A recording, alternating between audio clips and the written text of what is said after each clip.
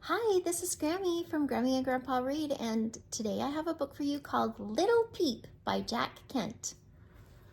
Cock-a-doodle-doo! What was that?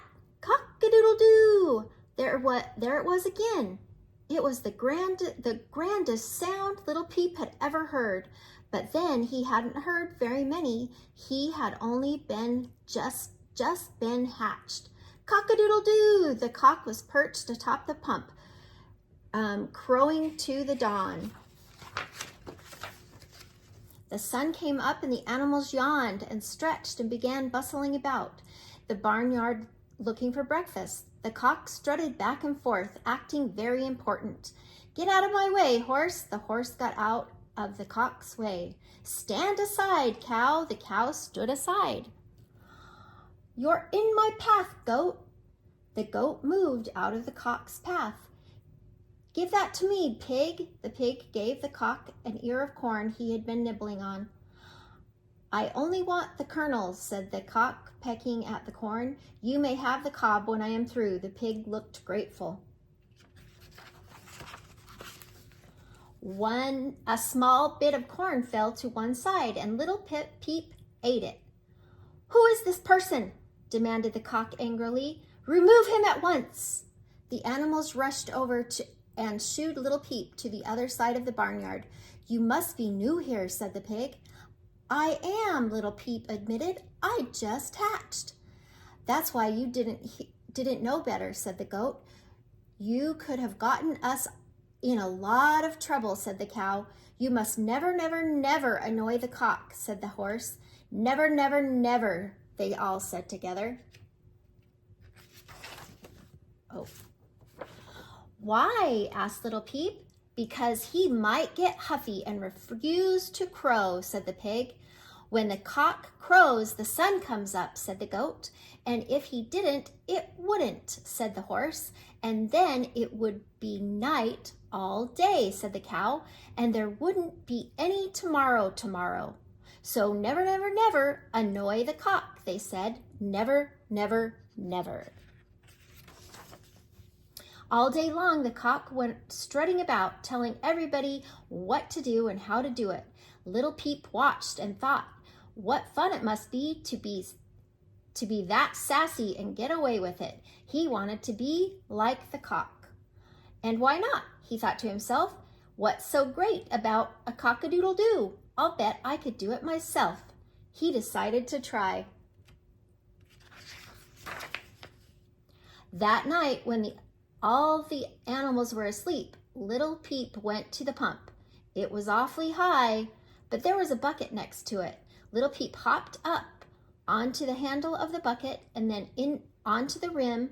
From there he hopped onto the pump spout. Then he hopped onto the lip of a tin cup that was balanced on the spout. And that was as high as Peep could go. It's high enough, he decided. And he's waiting. The moon's out, he's waiting.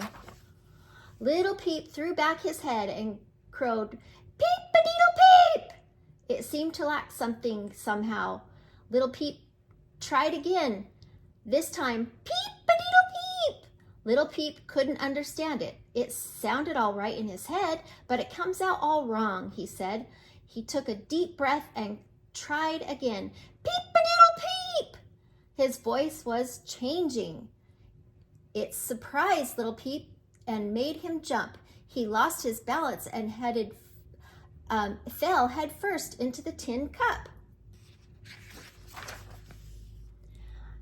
In trying to right himself, Little Peep jostled the cup and it fell off the spout. Little Peep and the cup tumbled into the bucket with a clatter, and that made the dog at the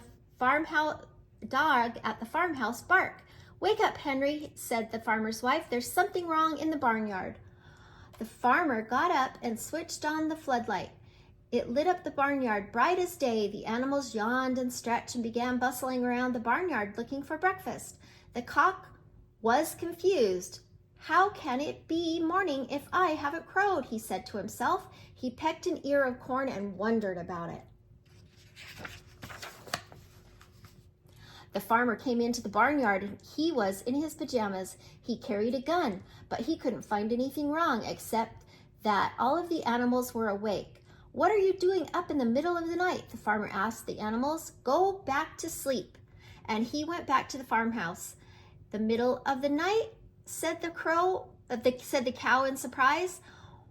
"Why is it daylight in the middle of the night?" All of the animals turned and stared at the cock. "Don't look at me," said the cock. "It wasn't my doing." "I did it," said the bucket by the pump. The cow looked into the bucket and saw little Peep. "How could you have done it?" he asked, tipping the bucket so little Peep could get out. "The cock is the only one who can make the sun come up. He said so himself." "But the cock said he didn't do it this time," the pig reminded her. All the animals turned and stared at the cock again. The cock fidgeted nervously. "It's true," he admitted. "I didn't crow."